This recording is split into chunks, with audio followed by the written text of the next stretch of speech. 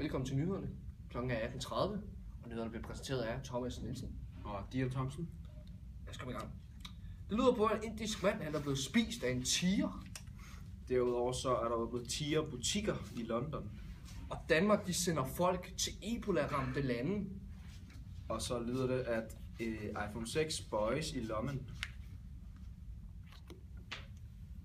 Vi lægger ud med at fortælle om den episode, der foregik i Indien, hvor en indisk udviklingshæmmet mand blev spist af en tiger. Og der gik hele 15 minutter før personalet reagerede.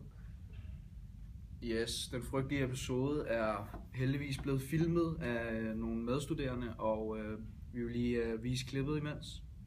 Det er nogle meget frygtelige billeder, I bliver vidner til. Så hold båndene væk. Den 213 kilo tunge tiger løfter den unge mand væk i Delhi Zoo, og han dør ved et kraniebrud efter kort tid.